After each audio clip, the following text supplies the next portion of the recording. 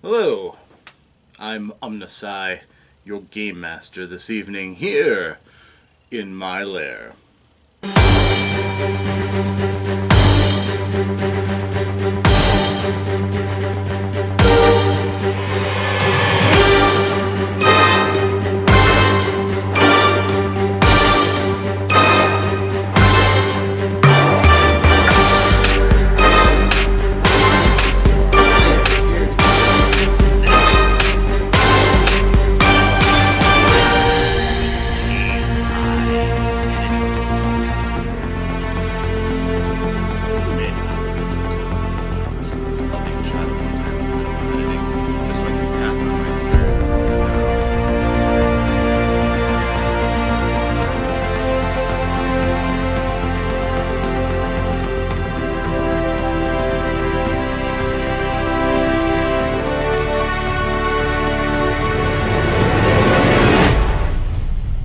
Hello friends, I am Rob, here once again in the lair of OmnusI.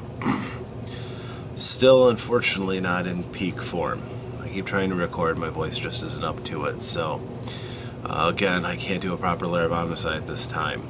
I'm working on it, we'll get there, it'll be beautiful. However, I thought I'd do something a little different this time, something a little bit more of a candid conversation between you and I about something that's very near and dear to my heart, and that is the continuation of our hobby from one generation to the next. In my case, thought it would be a nice idea to kind of document, catalog the experiences of my son, Alex, who is 11 years old, and unfortunately this day and age he's enraptured by the things his friends are enraptured by, things like YouTube and pop video game culture and stuff like that. Not as interested in creative stuff like role-playing games. He loves his guns, he loves that Five Nights at Freddy's game, and you know, he's a young boy, such as he is. He's also my son, however, and I have a lot of hope that I can turn him to expressing his creativity more, not just dwelling on things that he's seen on YouTube or, you know, other fad things that are going on in among his peers. I was hoping he could set his own direction this way. So I've been trying, as so many gamer dads do, to try to get him interested in the idea of role-playing games. So I decided to call this feature First Steps. And this will not be cataloging his very first experiences, which were a couple of years ago when I first came up with the idea of Dice File. He and his mother were my playtesters, and then when 5th edition D&D came out, he and his mother were also playtesters for that. And he is playing the same character that he playtested D&D Next with, Humblee the dwarven paladin. So, as far as the story goes, we'll go right to it. His character had been adventuring with my wife's character, and I thought it would be kind of fun if we would go back and I would convert one of the older mega dungeons, Greyhawk Ruins, which is a fun little adventure that lets you go into the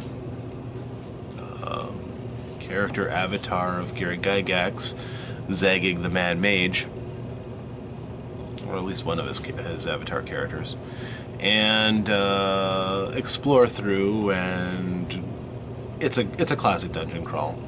There's a lot of strange magical stuff.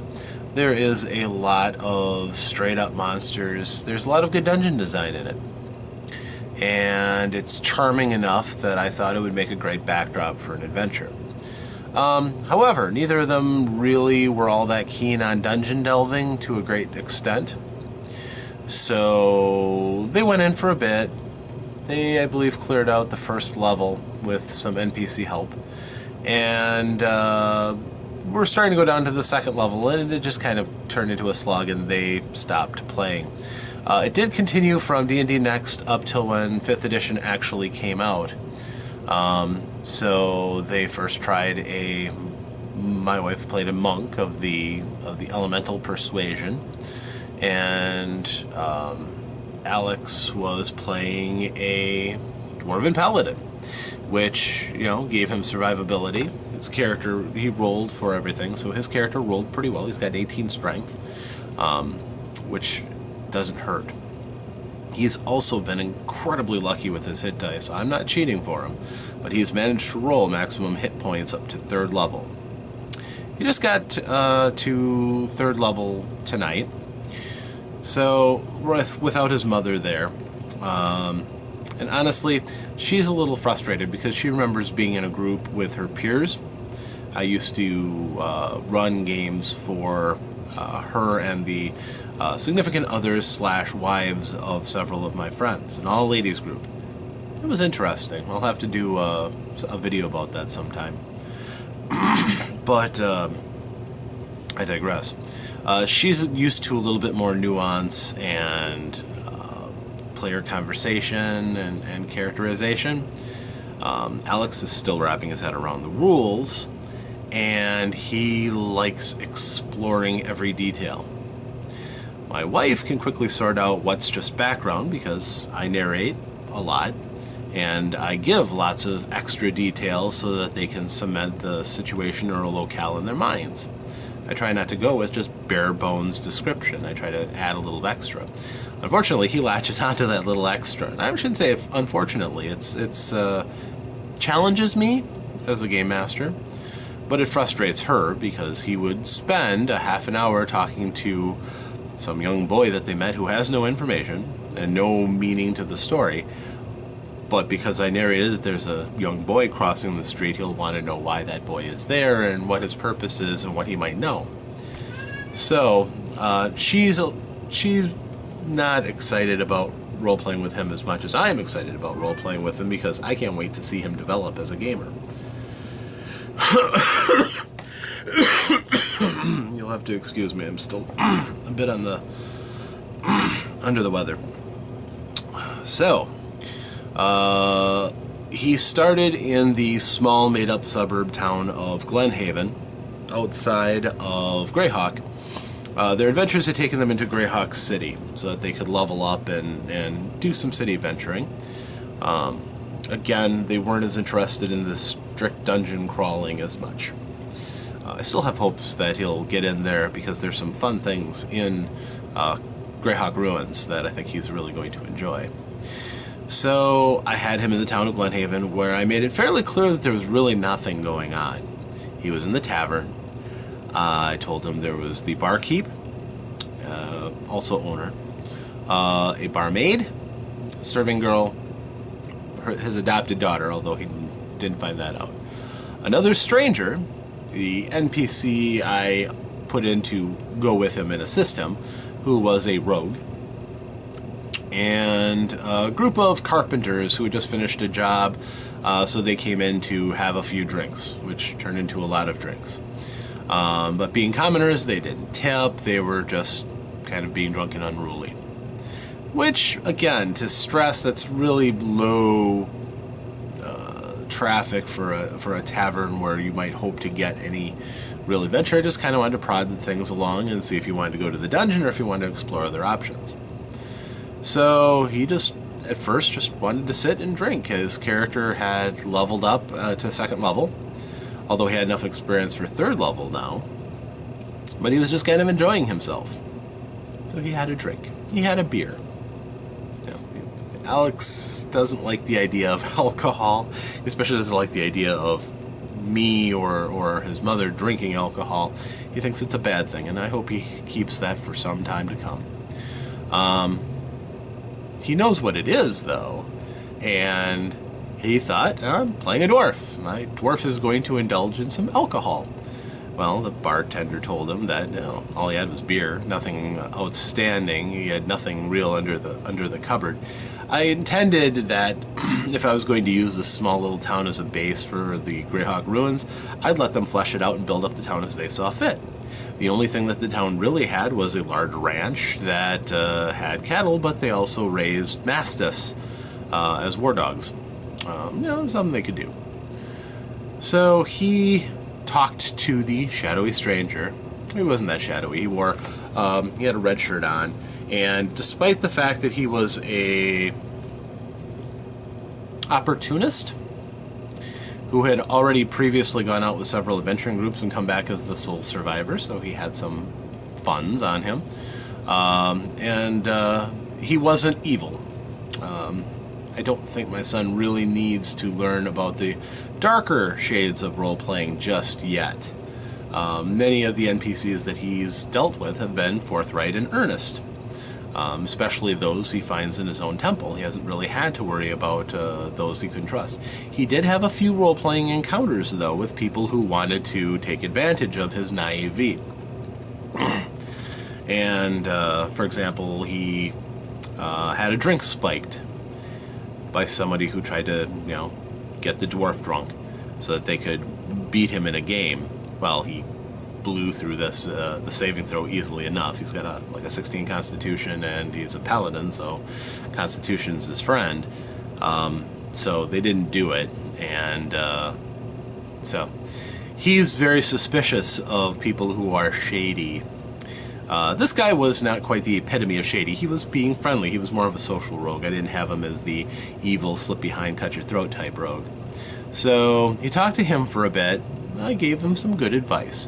One of the nice things about solo roleplay is that I can narrate as long as I want and devote all the attention to the player. And lavishing it on my son, I can pass on little tips and hints and things that I've learned that more experienced adventurers can pass on to him. Hopefully, if he's absorbing it, he's learning about the world of gaming even before he gets into it. He doesn't have a lot of peers who are talking about these strategies, so I'm trying to help him develop and learn what I hope someday might be a craft he enjoys. So this rogue, told him a few things. Then he decided, okay, I've learned everything I can from him, even though the guy made it quite clear he's looking for, somebody to travel with. But my son decided that Humblee just wanted to enjoy himself and see what could be done in this town. So he went to the barkeep because the rogue had told him, hey, you give the barkeep a little money, he'll be your best friend.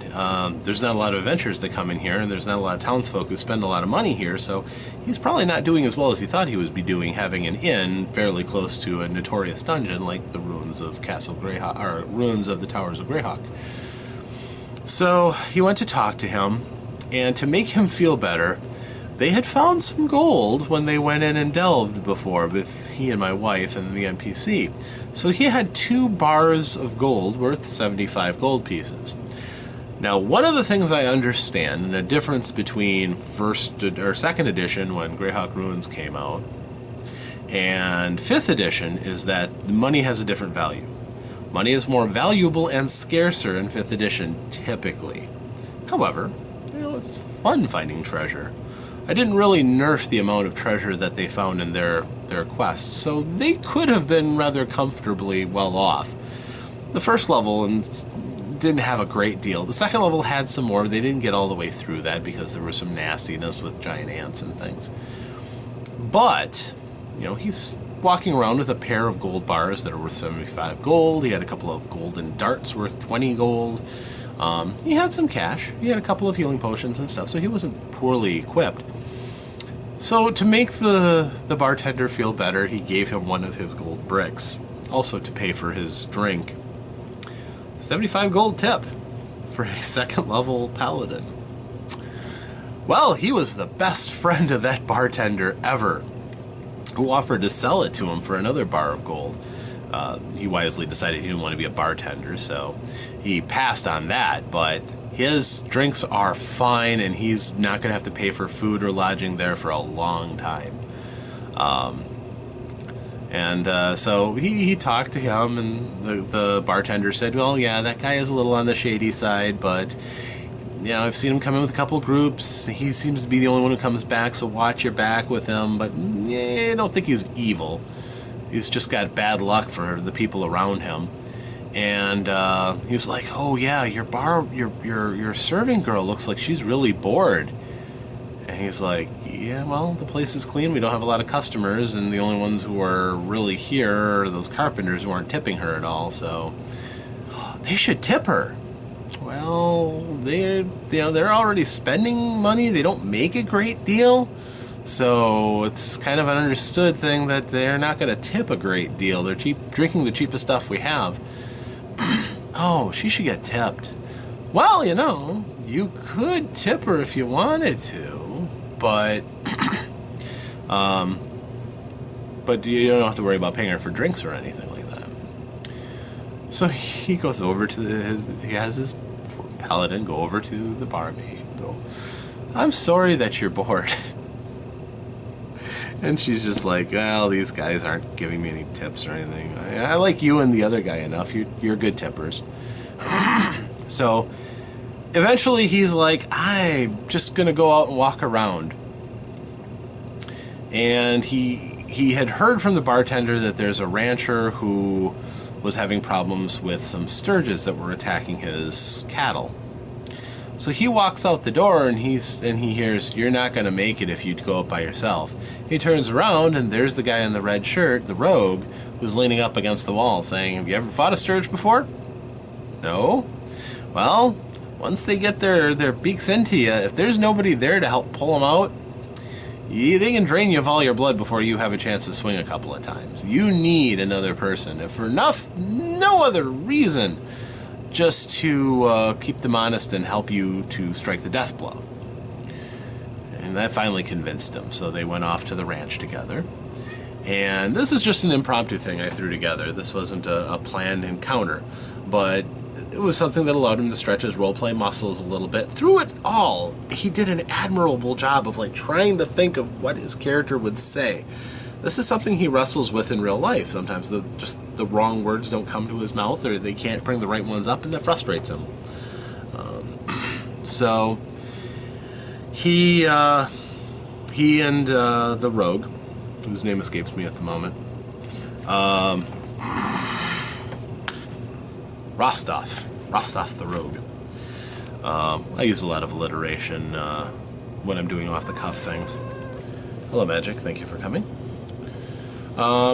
So he and Rostov went off to go and talk to the rancher. The rancher he was told that you could buy war dogs from the rancher, which excited him. And that was something that came from Rostov. Maybe you could get yourself a pet that'll help you out in dungeons. So they went to the rancher, and they were covered by the patriarch of the family, who had a crossbow. Made sure that they weren't bandits.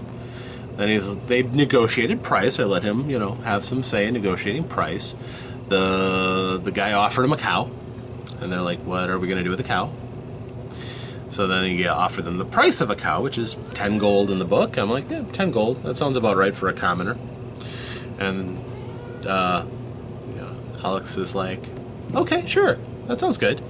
And Rostov is like, "You're risking your life for 5 gold? Because we're going to split it."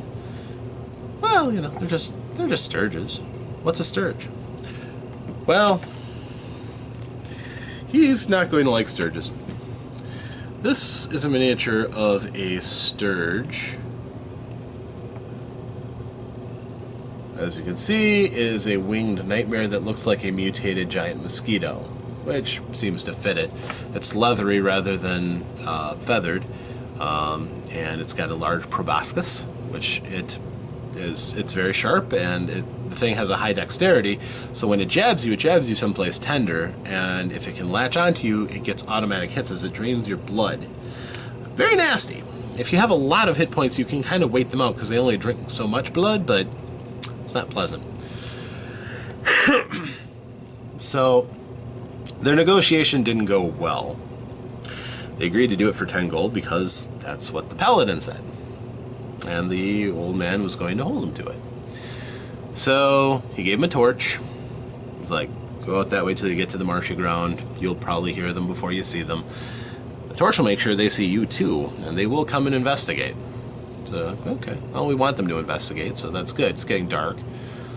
So they headed out, and they both made their perception rolls to hear the droning of the Sturges. There was no surprise in the encounter. The Sturges knew they were there because they had light and they could smell them. They knew they were there because of the noise of their flight. So they faced off, and the Sturges have 4 or less hit points. So since Humblee has an 18 strength, he does a minimum of 5 points of damage with every swing, so every hit was a death blow to a Sturge.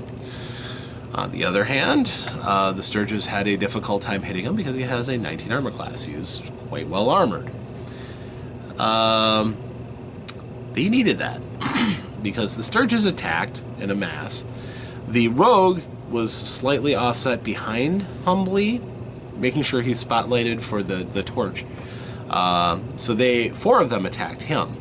Now, because of the positioning and everything, I'm like, okay, well, one of them's going to fly over and get next to you to attack. And I thought, well, as he's positioning, I guess technically he's flying through his threatened area, so he could draw an attack of opportunity. So, and also to give my son a chance to try to even the odds a little bit and to get his dice rolling wet. I'm like, yeah, go ahead and roll to see if he hit. And he hit, and he crushed it. Like 8 points of damage to a 3-point Sturge. It's a pancake on the end of your hammer. All the blood got gushed out of it. Oh, gross. But fun. So then he goes through a drought, has a hard time hitting, and unfortunately for him, Rostov is also bad. I'm rolling in front of him because I didn't set up a screen or anything. It's just he and I.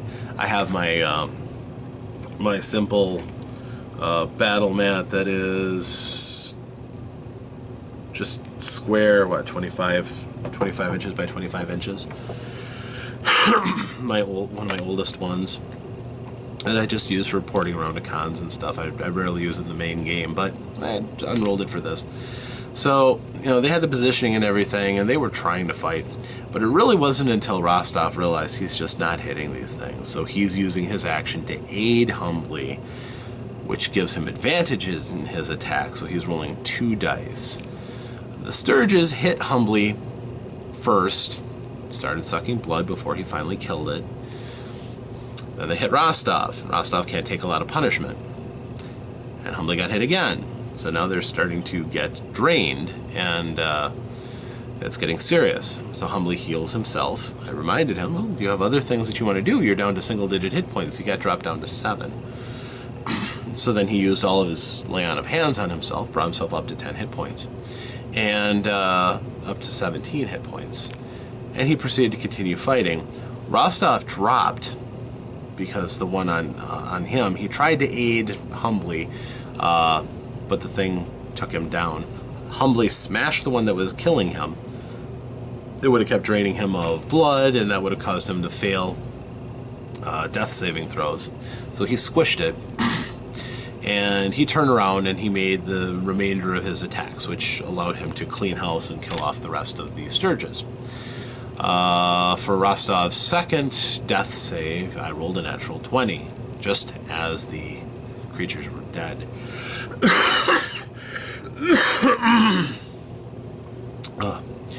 So, Rostov sat up. It's like, do we get him? Yeah, we won. So they staggered back to the farmhouse. The farmer thanked them, gave them a crock of some meat stew, nip off of the old gray jug, which they both took like champs and kind of took some of the sting out of their wounds. And they were given a berthing in the stable slash barn, and a comfortable roof over your heads, and straw isn't bad to sleep on, especially if you have a blanket so it's not poking you. And they crashed. And they were given their 5 gold pieces each, and Humblee turned in his dart and ended up trying to haggle with the old man, but it worked only okay. The old man didn't jack him for too much. He spent one of his darts and got a Mastiff. And they went off together, and he had enough experience to go up to 3rd level. I thought, oh, you know, he just had an adventure. He can go safely back to the temple. And they went back to the temple in Greyhawk.